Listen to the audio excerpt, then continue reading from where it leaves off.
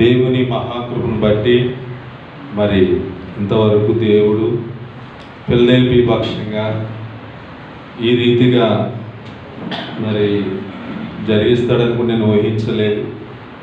ఎందుకంటే ఈ పోయిన వారంలో నేను చాలా జ్వరం ద్వారా చిక్కయ్యాను.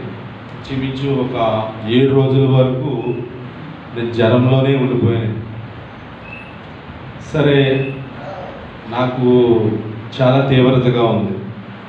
మా అల్లుడి గారు కూడా వాళ్ళ పెద్దనాన్నగారికి బాగోలేదు, హార్ట్ అటాక్ అంటే ఆయన లేడు. ఈ నెలలోనూ మరి 8వ తారీఖున ఆదివారం నాడు ఇంచుమించు నాకు సోమవారం నుంచి 9వ తారీఖు సోమవారం నుంచి 14వ తారీఖు 15వ తారీఖు వరకు కూడా జ్వరము, 16, 17 వరకు కూడా ఉంది. మనకు ఇంచుమించు 8 రోజులు. అంటే ఈ జ్వరం ఎటువంటిదంటే చాలా భయంకరమైంది. యాక్చువల్గా అయితే నిజంగా నాకు వెయిట్లెస్ పడిపోవాలి, లేదంటే ఏదో రక్తకాణాలు అది కూడా పడిపోవాలి వాస్తవంగా. అంటే నేనేమి తింటలేదు, భోజనం కానీ అలా రొట్టు పోవాలి ఏమి తీసుకోలేదు, దానివల్ల పడిపోవాలి. కానీ దేవుని మహాకృప వల్ల ఏం జరిగిందంటే ఎంత బ్రదర్ చెప్పాడు, జ్ఞానము యుక్తమైన ప్రేమ, తర్వాత యెషయా గ్రంథం శాశ్వతమైన ప్రేమ, ఇవన్నీ కూడా ఆయన చెప్తున్నాయని నాకే నిజంగానే నాకే అని నేను చాలా ఫీల్ అయ్యాను. అయితే యాక్చువల్గా ఏం జరిగిందంటే నేను 9వ తారీఖు నుంచి 14, 15, 16 తారీఖు వరకు కూడా చాలా తీవ్రం. ఈలోగా ప్రసాదానికి ఫోన్ చేశాడు, నావ బ్రదర్ ఏంటి ఎలా ఉన్నావు, నావ ఏంటి అని అంటే, అన్నా నాకు ఇలా ఉంది పరిస్థితి, ఇది అంటే, సర్లేదు ప్రార్థనలో జ్ఞాపకం చేసుకుంటాంలే, ప్రార్థనలో చెప్తాంలే అని చెప్పి అన్నాడు. సరే, టైం అయిపోయింది. ఒక ఆదివారం అయితే ఇంచుమించు 15వ తారీఖు ఆదివారం అయితే ఇక ఎవరు లేరు సంఘం. మరి ఆదివారం ఆరాధన చాలా ప్రాముఖ్యమైనది. నేను స్పృహ కోల్పోతున్నాను, ఇక నాకు ఏం తెలియట్లేదు, ఏమైపోతుందో తెలియదు. వాస్తవంగా అయితే ప్రాణం పోతుందనే మాత్రం విషయం మాత్రం తెలుస్తున్నాను. ఇక నేను నా ప్రాణం పోతుంది కొద్ది క్షణాల్లో అనే కాడికి కూడా వచ్చేసింది. అంటే చాలా తీవ్రత. వెంటనే మాకు ఫ్యామిలీ డాక్టర్ ఉన్నాడు ప్రసాద్ గారు, ఆయన చాలా నమ్మకస్తుడు. ఆయన డౌట్ వచ్చి వెంటనే ఈయనకి మాస్టర్ గారికి బ్లడ్ బర్స్ నీరు అన్నీ చేయించేద్దామని ఆయన దగ్గర చేయించేస్తే డౌట్గా వచ్చేస్తే దేవుని కృపలోనూ నాకు జ్వరం వస్తూనే కోమలకి వెళ్ళినట్టుగా ఉన్నాను. కానీ ఆ టెస్ట్లో ఏం తెలియదంటే దేవుని కృప వల్ల ఒక ప్లేట్లెస్ కానీ ఒక రక్తకణాలు పడిపోవడం కానీ ఏమీ లేదు. కానీ షుగర్ నాకు చాలా హైలో పెరిగింది. దానివల్ల నాకు షుగర్ను వల్ల ఈ జ్వరం వల్ల 2 అటాక్ చాలా భయంకరం. నిజంగా వాస్తవంగా నేను ఒకటి అనుకున్నాను, ప్రభా నాకు చిన్న కోరిక ఉంది, ఏమిటంటే నీ కార్యక్రమంలో నీ యొక్క ఉపకారం నేను ఎన్నెన్నో చూశాను, చాలా విలువైనవి చూశాను. కానీ నాకు ఒక ఆశ కలుగుతుంది తండ్రి, ఇంకొంచెం కాలము నీ సేవలో నేను ఎదగాలి, నడవాలి, కొన్ని ఆత్మల కొరకనే నన్ను బ్రతికించు నాయనా అని ఆదివారం నాడు వచ్చేసింది. తెల్లారుజామున 2 గంటలకి నేను ప్రార్థన కుర్చీలోనే, అంటే మోకాలు వేయలేను, ఇవన్నీ ఇన్సూరెన్స్ కనుక నాకు సహకరించు. అదివరకైతే మరి వేయడం జరిగింది ఎక్కువసేపు. అయితే చైర్లో కూర్చొని ఒక ఫ్లెక్సీ ఇంట్లో నేను ఆ 3 పేర్లు మాత్రం నా హృదయంలో అలాగా జ్ఞాపకం చేసుకుంటాను. రోజు 1 నిమిషానుసారైనా ఆ 3 మాటలు, తండ్రి, కుమార, పరిశుద్ధాత్మ, ఈ 3 నేను నా మనసులో రోజుకు 10 సార్లు అనుకుంటా ఉంటాను. అప్పుడు నేను దేవుని దగ్గర ప్రార్థన చేసుకుని ఇంకా నా స్పృహ కోల్పోతుంది. ఆదివారం 15వ తారీఖు నేను మా సిస్టర్ గారు వీళ్ళందరూ కూడా మా మిస్సెస్ వీళ్ళు కూడా వీరికి ఏం బాగోలేదు, ప్రేమరాజు ఏమో వాళ్ళ మావికి అలా పెద్దానికి బాగోలేదని వెళ్ళాడు, రేపు వాక్యం ఎలా చెప్పాలా అని వీళ్ళందరూ డిస్కషన్. నా చెవులు వినపడుతుంది కానీ నాకేమీ పని చేయట్లేదు, బాడీ పని చేయట్లేదు, ఏమీ కూడా. ఇంకా అంతే అలాగే పడుకున్నాను. టైం అయిపోతుంది, కరెక్ట్గా 10:30కి ఇక్కడ ఉండాలి నేను పులిపేట మీద. అయితే దేవుని మహాకృపను బట్టి నేను అలాగే పడుకున్నాను. 6 అయిపోయింది. అంటే నేను 2 గంటల నుంచి 4 వరకు చేసుకుని 4 మళ్ళీ పడుకున్నాను. 4, 5, 6 అయిపోయింది, 7 అయిపోతుంది. ఈలోగా జరుగుతుంది టైం. ఇంక టైంకి అంతా 10:30కి 7, 8 అయిపోతుంది. ఈలోగా నాకు ఏం జరిగిందంటే, మీరు నమ్మండి నిజంగా 12, 24 దేవదూతలు నేను కల్లారుగా చూశాను దర్శనంలో. వచ్చి అవతల గదిలో 12, 24 అంటే 6 స్త్రీలు, 6 పురుషులు. ఆ యొక్క రూపంలో నేను చూశాను. మా ఇంట్లో అందరితోటి వాళ్ళు చాలా అల్లరిగా వచ్చేసారు. అరంటే గమన టైం అయిపోతుందంటే అవతల గది వాళ్ళు ఏదైతే చేసేస్తున్నారు. నేను చూస్తున్నాను, ఎవరు బాబు వీళ్ళు ఎంత హైట్ ఉన్నారు, ఈ వెరబూసుకుని జులపాలు ఉన్నాయి, తెల్ల వెంట్రుకలు ఉన్నాయి, నలుపు కూడా తెల్ల వెంట్రుకలు. వాళ్ళు చాలా వస్తాలు చేయలు ఎంతలా ఉన్నాయి, చక్కగా అందంగా ఉన్నాయి. వాళ్ళ మొహం అయితే చాలా అందంగా ఉంది. అమ్మో ఇది ఎవరు, ఎక్కడి నుంచి వచ్చారు అసలు, నాకు తెలియని వాళ్ళు ఎవరైనా నేను చూస్తున్నానండి నిజంగా. అప్పుడు నేను లెక్కేసి ఎంతమంది ఉంటారు, లేడీస్ కూడా వచ్చారా, లేడీస్ 12 మంది ఉన్నారు. బాయ్స్ ఏమో అమ్మో వీళ్ళు బాయ్స్ ఉన్నారే, వీళ్ళు 12 మంది, మొత్తం కలిపితే 12, 24 మంది ఉన్నారు.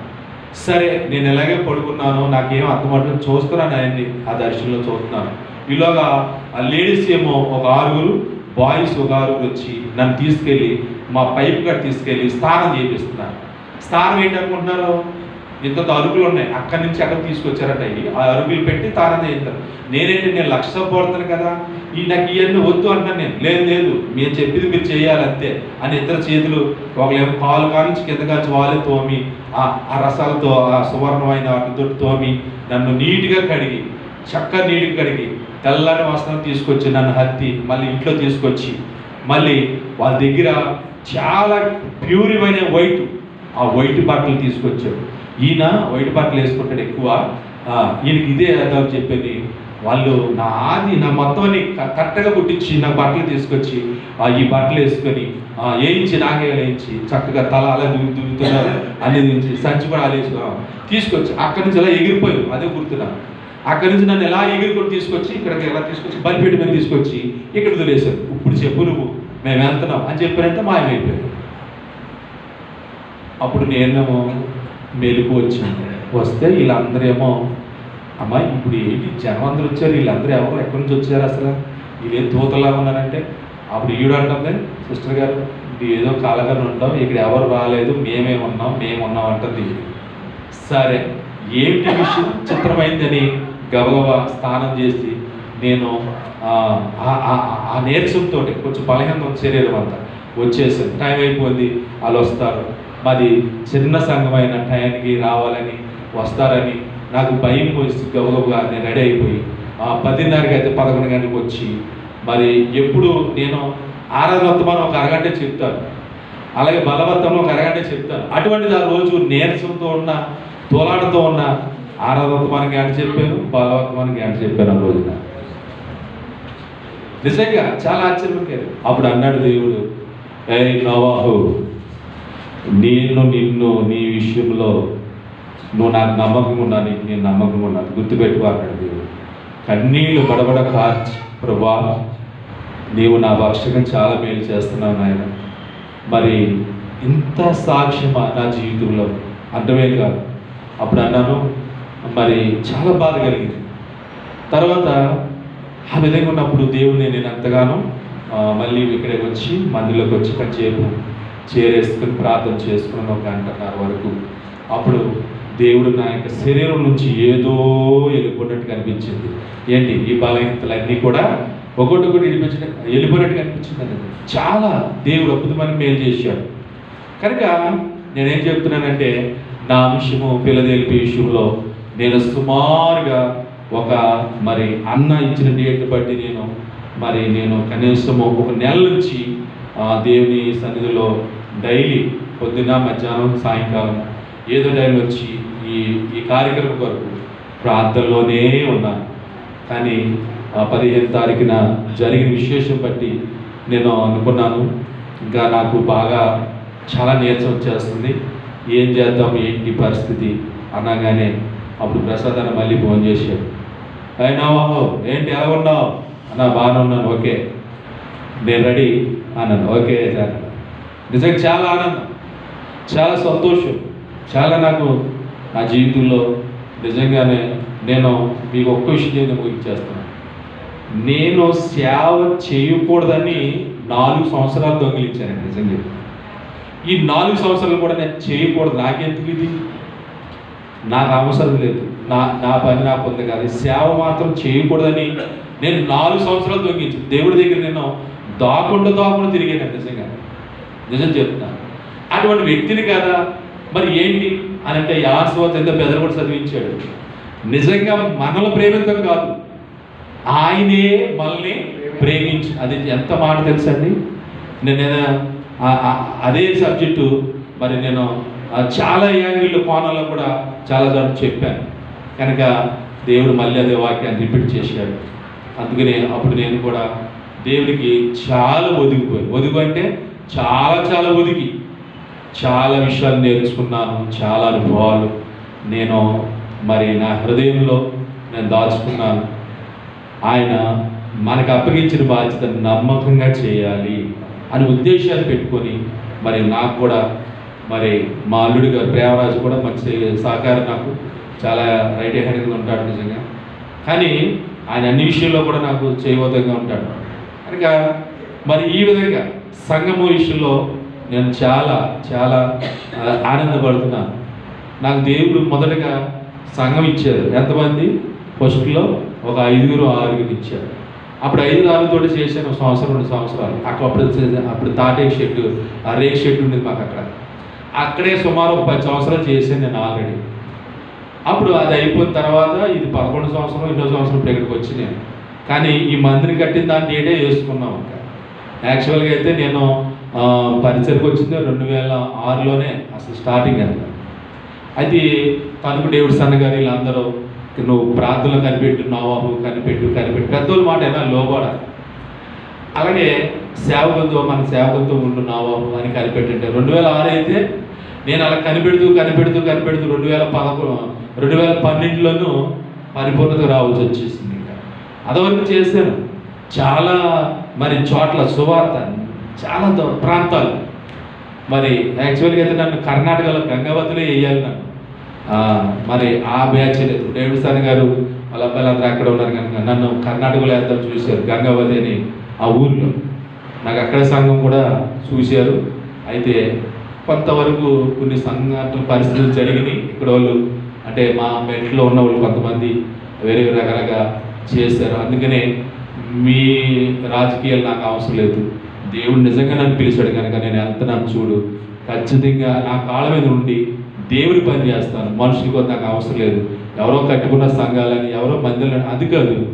ఆ ప్రభువు నాకు ఉన్నాడు కనుక ఆయనే నన్ను ఈ ప్లేస్లో పెట్టాడు. ఇప్పుడు ఆయనే నన్ను నడిపిస్తాడు అని విశ్వాసంతో, నిరీక్షణతో మరి ఏరియాలో మేము సొంత ఇక్కడే స్థాపించడం జరిగింది. కనుక ఈ మందిరం కోసం కూడా సుమారు నేను మరి మీరు నమ్మాలి, ఒక్కొక్క ఇటుకు ఒక కన్నీని కొట్టండి, మీరు నమ్మాలి. నాకు ఇది చిన్నదో పెద్ద నాకు అనవసరం. నాకు ఈ మందిరం కొరకు ఒక్కొక్క కన్నీటి పట్టు, ఒక్కొక్క ఇటుకు కన్నీటి పట్టు అంటే అంతలాగా నేను ప్రార్థించుకున్నాను. ప్రభా ముందు నాకు సంఘం ఇచ్చావు, మరి మందిరం వెళ్ళే ప్రభా వచ్చే ఈ కొద్ది జనాన్ని ఎక్కడ చోటు చూపించాలి ప్రభా అంటే నిజంగా ఇచ్చావు. కనుక తర్వాత దేవుని కృపలో మరి ప్రసాదాన్ని నాకు పరిచయం అవుతుంది. చూడు, దేవుడు అన్న పరిచయం చేసాడు ప్రసాదాన్ని నాకు. నిజంగా అమలాపురం మేము వెళ్తే మా వ్యాన్ ఆగిపోయింది. అప్పుడు డేవిడ్ గారు మేమందరం ఒక కారులో నన్ను తీసుకెళ్ళిపోయారు. అమలాపురం వెళ్తున్నాం, ఎస్ఆర్ నుంచి అమలాపురం వెళ్తున్నాం. ఈలోగా ప్రసాద్ అని అన్నాడు, మా వ్యాను వెళ్ళే వ్యాను ఆగిపోయింది. అప్పుడు చాలా రిపేరింగ్ ఉంది, ఇది ఇప్పుడు అవ్వదంటే ప్రసాద్ అని అన్నాడు, మీరంతా అనవసరం, మీరు అందరూ వెళ్ళిపోండి, వ్యాన్ తీసుకుని నేను వస్తాను అన్నాడు. అయ్యి బాబు ఇది ఎట్రో బాబు. అప్పుడు కూడా 40 మంది 50 సేవకులు దేవుడు అని కూడా. అప్పుడు ప్రసాద్ అన్న దేవుడు అన్నాడు, ప్రసాద్ అన్న దీనికి నువ్వే సమర్థుడు, నువ్వే చూసుకోవాలంటే మీరు అంత వెళ్ళిపోయి పరిచయం వెళ్ళిపోయి మీరు టైం అయిపోతుందని ప్రసాద్ అన్న ఆ మాట దేవుడు అంతా చెప్తే, దేవుడు అన్న అయితే రండి అని ధైర్యంగా తీసుకెళ్ళిపోయి మా అమ్మ. అప్పుడు మేము కారులో అది బస్సుకి కొంతమంది కొంతమంది ఏమో వాళ్ళు ఏదో ఒక చిన్న వెహికల్ పంపితే దాని మీద వెళ్ళాం. అప్పుడు డేవిడ్ అని అంటున్నాడు, ఎవరైనా తెలుసు ప్రసాద్ గారిని, బ్రదరు ఇంకో బ్రదర్ చెప్తే పక్కన కూర్చున్నాను. బ్రదరు ఈ ప్రసాద్ గారు చాలా సమర్థుడు, ఇంక ఈయన ఏదైనా పని చేయాలంటే అది పూర్తిగా అయిందాక వదలడు అని చెప్పింది, సాధించేస్తాడు అంటే. నిజంగానే అన్న అది 2 గంటలైందో గంటన్నర అయింది పాపం. ఆ వ్యాన్ బాగు చేసుకొని మొత్తం మీదకి మేము ఉన్న కాడికి అమలాపురము అక్కడికి బేర్షెప్ గారు తీసుకొచ్చేసాడు. అలాగా ఇంకా డేవిడ్ అన్న నాతో పంచుకున్నాడు, నా బాబు నువ్వు ఏం ధైర్యం ఉండు, దేవుడు నేను పిలుచుకున్నాడు, నువ్వు నా దాంట్లోకి రా, ప్రతి నెలకు అటెండ్ అవ్వని అన్నాడు. ఎప్పుడు 2014 నుంచి నాకు డేవిడ్ అన్న చాలా పరిచయం. 2014 నుంచి డేవిడ్ అన్న నన్ను చాలా విషయాల్లో నన్ను నడిపి, చాలామంది విజయనగరం పంపివాడు ప్రతి ఆదివారం, అలాగే ఒంగోలు, మరి అలాగే ఊరది కావిలి, చాలా ఊరు పంపి డేవిడ్ అన్న నన్ను వర్షిప్ ప్రతి ఆదివారం. అలాగా సంఘాన్ని ఎవరెవరు అప్పచెప్పి అప్పుడు వెళ్ళి ఉన్నాను. అప్పుడు అక్కడ చూపించేసి కనుక ప్రియమైన దేవుడిలారా, దేవుడు మరి భయంకరమైన జ్వరం నుంచి నన్ను విడిపించాడు, మరలా ఈ విధంగా నన్ను ఈ విధంగా నిలబెట్టాడు. అందుబట్టి దేవునికి ఆయన మహాకృపను బట్టి నేను ఎంతగానో ఆయనకి కృతజ్ఞతాస్తుతులు చెల్లిస్తున్నాను. వచ్చిన మీరందరికీ మరి వందనాలు. మరి యొక్క ఈ 2వ రోజు ఎలాగైనా పెట్టుకోవాలి చాలా ఆశతో ఉన్నప్పుడు ప్రసాద్ అన్న కూడా చక్కగా సహకరించాడు. నా ప్రార్థన చేసి పర్లేదు దేవుడికి జరిగిస్తాడు నీ పక్షంగా అన్నాడు. చక్కగా జరిగింది. మరి దేవుని కృపలో మీరు అందరు ప్రేమతో వచ్చారు. అలాగే మరి అనంతరము అందరికీ ప్రేమ ఉంది, అందరు భోజనం చేయండి. అలాగే మరి 2వ సెక్షన్ కూడా మనం ఉందాము. మరి దైవదాస్ అక్కడే మాటలు మనకి బోధిస్తున్నారు ఆత్మీయంగా. కనుక మరి మా కుటుంబం కొరకు, మా చిన్న సంఘం కొరకు మీ అనుదిన ప్రార్థనలు కూడా జ్ఞాపకం చేసుకోండి. దేవుడు ఈ మాటలను దీవించును గాక.